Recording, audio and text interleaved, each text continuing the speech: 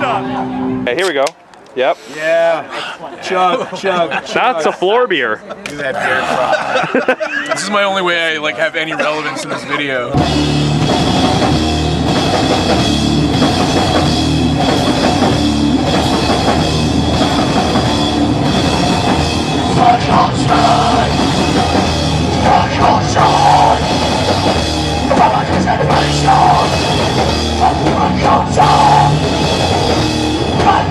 You should not be relying on people that you don't know for your own welfare musically.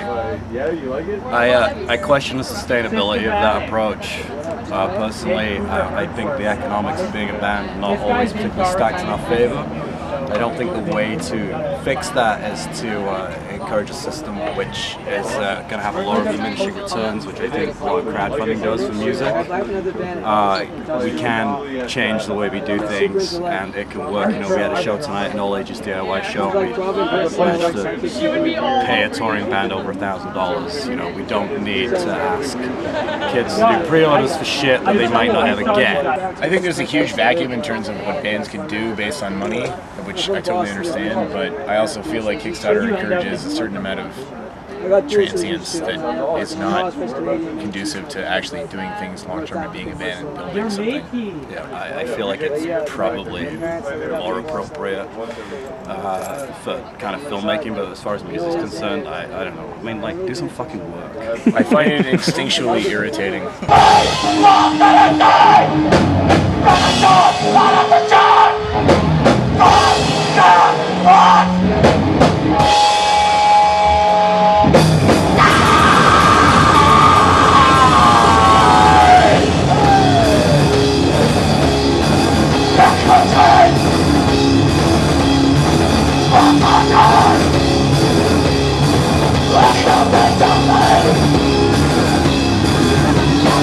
Now we're going to start talking about Black Witcher and Blasphemy.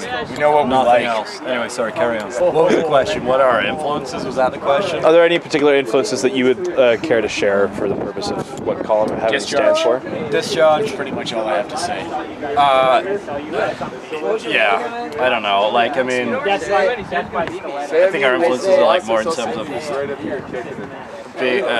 seeing that we fit in a certain lineage and wanting to continue that, and also seeing what's around us and wanting to contribute to that and make things better. I mean, yeah, there's specific bands that we're influenced by, but you know, it's the same for everyone. But yeah, I don't know. Discharge, I guess.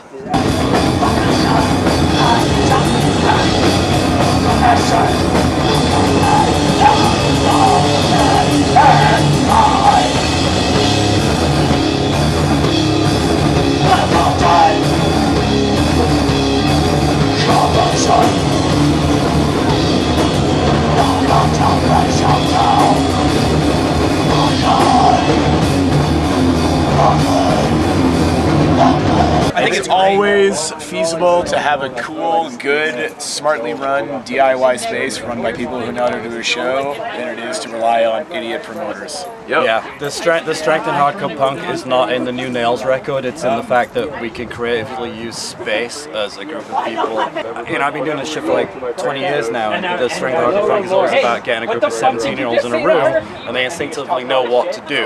You don't need to tell them what to do and what not to do, you know, they just do it. They mosh, they do it the right way, they know how to treat each other, and I think that speaks about our use of space, you know, and when it's in the spaces that we own rather than bars, I think that's more productive. But even when, you know, shows are in bars, we still, as a group of people trying to, I guess, work towards some kind of common aim, even if it's just enjoying shitty loud music, you know, like kids still know how to temporarily take over that space and make it their own. Excalibur!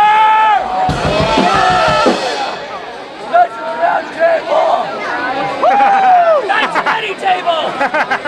Kitchen table! Wow! Hey! Coffee table!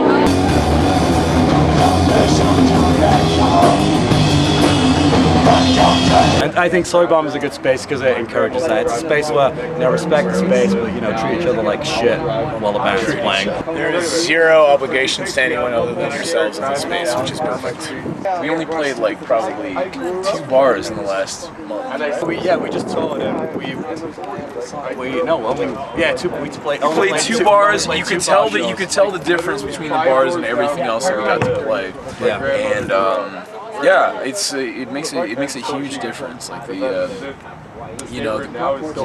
I don't even want to label it, but it just makes a huge difference. It's way fucking better. When you see someone that's probably under the age of 18 yelling in the face of someone that's clearly over the age of 40, it precludes any explanation we can give.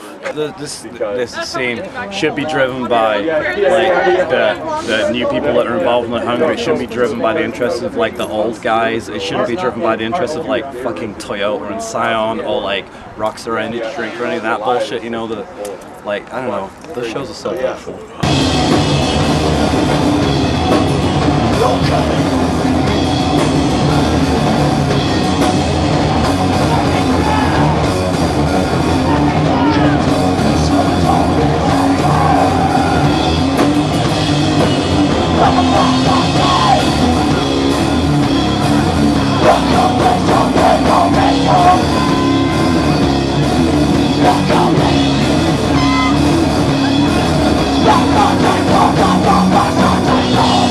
Be a discerning consumer, because there has never been more pressure to not be discerning ever. Be a seriously discerning producer, try and be better. There are people trying to raise the bar. There's still endless amounts of people trying to dumb everything down, but be smarter than other people and exclude the people who are fucking stupid and will never get it.